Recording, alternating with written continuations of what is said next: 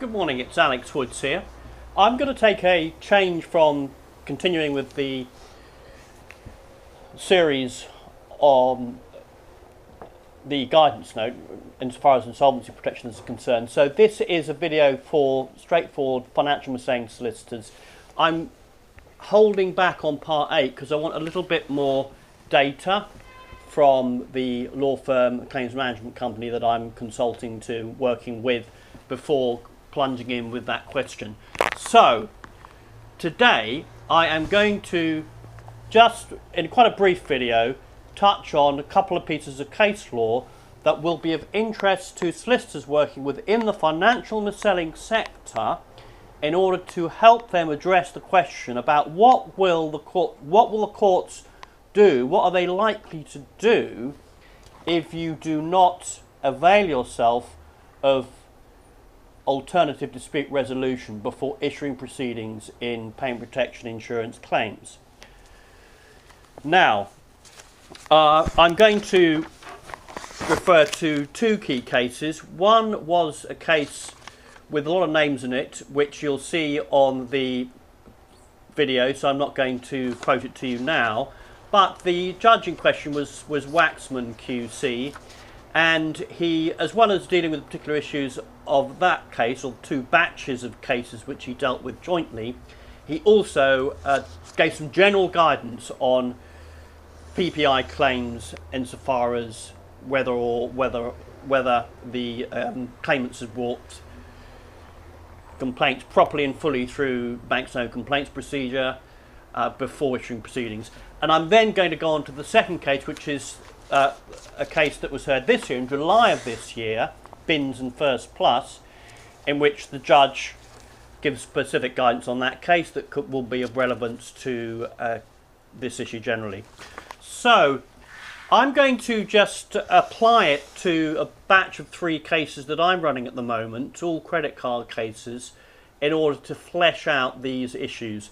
But the first thing I'm going to do is give you a heads up on the cases themselves, the two cases that are referred to themselves, and then I'm going to apply them to the particular cases that I'm running and which you may be running.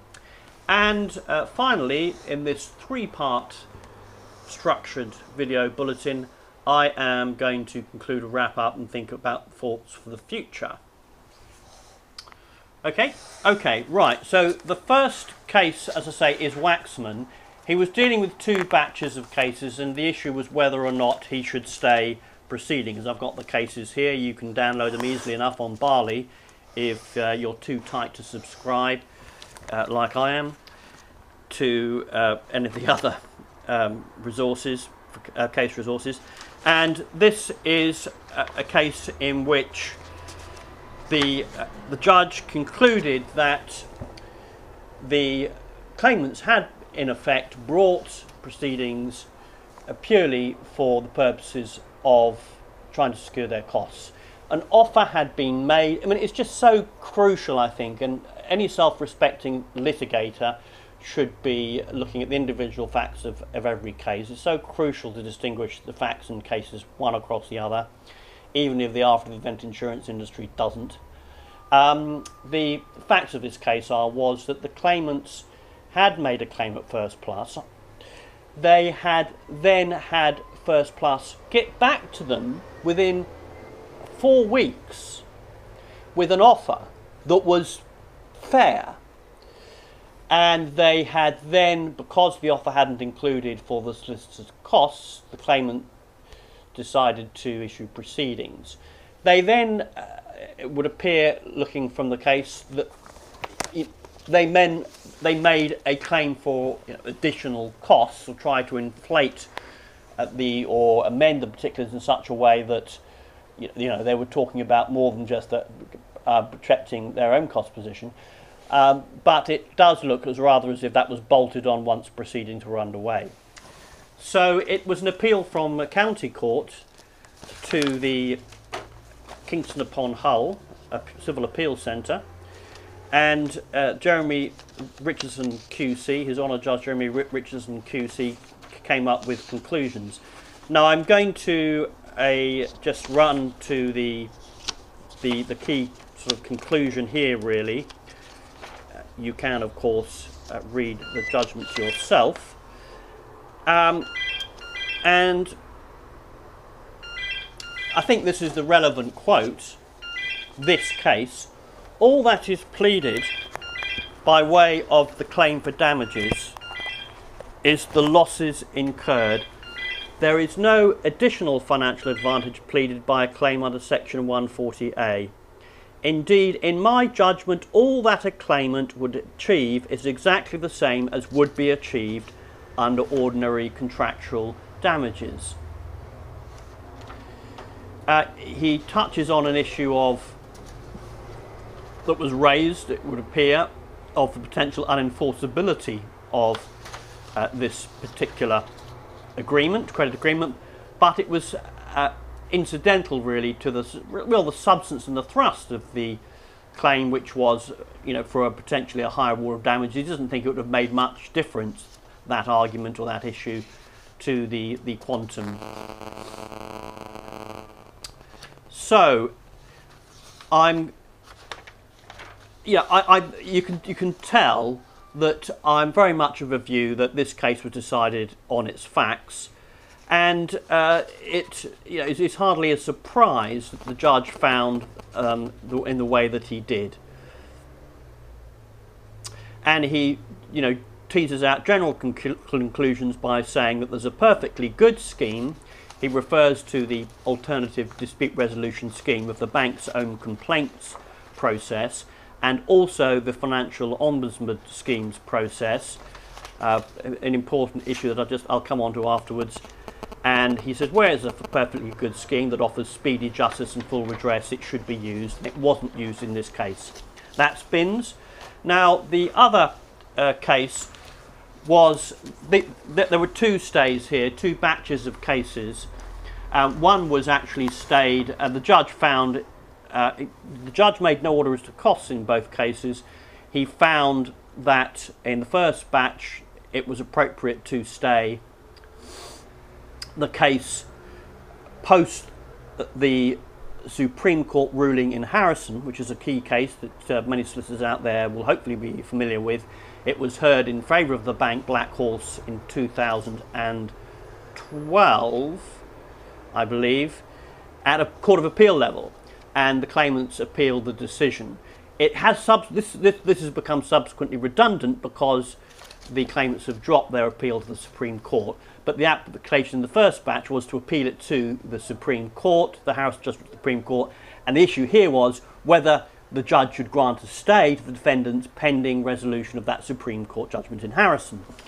Not specifically relevant to the issue of that batch, specifically relevant to the issues that I'm addressing this morning, but again important insofar as you will see that he makes the point that he granted the stay because the way that the cases have been pleaded were on the issues of cost, exorbitant the price of the insurance, which was a big feature of the Harrison judgment that went against the claimant. I think the commission was as much as 87%. So it was clearly stayed because of the similarity, surprise, surprise, of that case with the Harrison case. Now, the second batch was more significant. He granted a stay in order that the ADR process could be deployed, made use of. And so he sided again with the banks. In both these judgments, the judge sided with the banks insofar as he allowed them to stay the proceedings for purposes of exhausting the bank's own complaints process. Now, having summarised the two cases, I'm just going to come on to the issues of, well, firstly, for me, the first issue is that, clearly you shouldn't be issuing proceedings full stop where you are asking just for your costs. It's not a particularly, there may have been reasons behind the claimants bringing that case, and I suspect that they initially began proceedings in Binns perhaps well before the ADR process was satisfactorily in place and before the judicial review application had been heard, etc., etc. So there may be reasons that I don't know about that the claimants brought that case, but on the face of it, it doesn't look as if it was a particularly intelligent decision to issue proceedings purely in order to protect their costs when a satisfactory offer had been made by First Plus from the get-go. I had a similar case against First Plus, and they settled very quickly, and they settled in full very quickly. So First Plus, at least in recent years, tend to do that when faced with a well-argued solicitor's letter before action. So that's the first thing to say about bins. You know, the judge really couldn't say anything else in my view. What's perhaps more interesting generally, and Waxman in the second case made general points in order to give guidance to the sector in general. What's so interesting about that case is that he talks about the importance of exhausting ADR and the dangers of claimants running into adverse costs orders if they fail to utilise alternative dispute resolution. But in this case, he describes alternative dispute resolution purely as the bank's own 8-week time frame, as laid down by, I think it's DISP Appendix 3. There's this is the FSA's handbook as to how banks are meant to adjudicate complaints. There's a DISP Appendix 3 and there's a Chapter 3. And DISP Appendix 3 just deals with the rules that the banks need to apply when adjudicating claims within the 8-week time limit that they have to reach a decision under the scheme. Chapter 3 prescribes how the Financial Ombudsman Service works in addressing appeals, where a consumer has decided to appeal the rejection that has, having exhausted the DISP Appendix 3 scheme. Do you see the difference there? And why it's relevant is because both these cases, for me, although leave the issue of whether or not, okay, we all know as solicitors we need to exhaust after alternative dispute resolution, does that mean we have to exhaust the bank's own 8-week process under DISP Appendix 3, or does that mean we also have to exhaust the Financial Ombudsman Service scheme under Chapter 3? And that's something that's not properly addressed in either of these two cases, simply because it wasn't an issue. But neither case had exhausted FOS. This was an issue where it was simply a case of the claimant saying we don't need to use the bank's own complaints procedure, we shouldn't be prejudiced by going straight to court. Now, I will now apply these cases. Quite structured, this video, isn't it? I'm trying to be a little bit more structured so that you can jump in and out of these videos and kind of generally find out, what you need to know. I now come on to the issue of the cases that I'm running. Now, I'm running a batch of cases that are clearly, for my money, outside FOS's jurisdiction, and the banks in question have made very low, very low, or indeed derisory offers. Those are both features that weren't present in either of the cases that I've just referred to.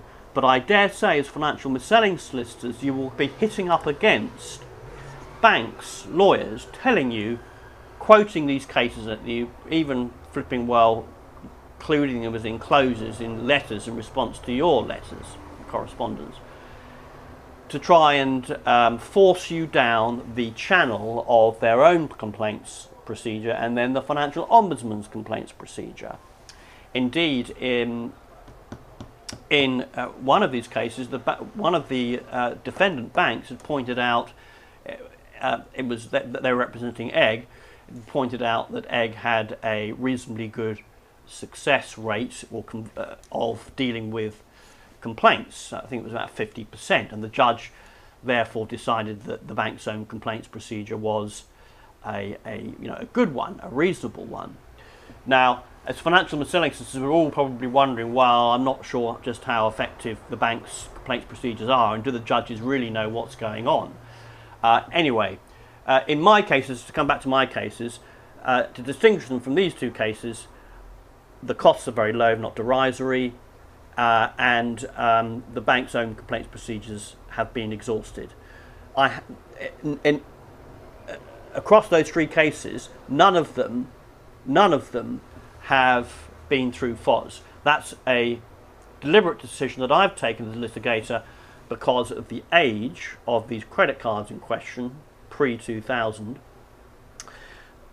or early 90s. And secondly, I don't think that FOS is the correct tribunal of fact where it concerns the witness testimony, one word against another. Because my experience of the Financial Ombudsman Service in other cases where I have decided to put cases to the Financial Ombudsman Service is that they, once the bank raises the issue of produces the paperwork in which there's a box that says optional, which all the PPI is described as optional, for example, in these credit card cases, the adjudicator then tends, I think, to be lazy and not to contact the consumer in question and thoroughly take a thorough statement from them, basically. They are quite young at FOS, they're quite busy, they're good, but I don't think they're the right tribunal for dealing with evidential issues relating to witness testimony. And I think the law, and indeed the rules of the regulator, are skewed or not skewed, but are firmly placed. That's not the right word either. Both the law and the FSA's rules side with the consumer by, in the case of the Unfair Relationships Act, putting the burden onto the defendant where an allegation has been made. It needs to be a substantive allegation, but when an allegation is made, they can't just produce this old agreement from 10 years ago, which has optional on it. And it's the same if you look at the small print of the DISPs. So I would not worry if you are a financial miscellaneous solicitor and you don't feel that you have exhausted the alternative dispute resolution because you haven't gone to FOS. I think you should worry if you haven't exhausted the bank's own complaints procedure. That kind of goes without saying. And I think that you should you'd be looking at the individual facts of your cases, and where there is this issue of one word against another, witness testimony, then I'm not sure that FOS is the right tribunal of fact at all. And indeed, you may go to FOS, hit an adjudicator who rejects your claim, and then you'll have another decision to make about whether or not to then issue proceedings, use the court route, or to go to the Ombudsman. And in my admittedly limited experience, the Ombudsman is likely to corroborate the adjudicator's decision and not go to the lengths of taking a proper witness statement from the client. I now tend to include witness statements, short form witness statements, with my FOS appeals. All right. So to conclude, what can we conclude from these two judgments? The Waxman judgment in 2012 and the Binns and First Plus judgment in 2013. Well, in short, you need to do the spade work in terms of looking at the facts, the individual facts of your own cases, in order to put your mind at rest that you have either exhausted alternative dispute resolution, or you feel that, for example, an appeal to FOS isn't appropriate. By the way, it might be outside FOS's jurisdiction because it's too old and the firm wasn't a member of the FSA.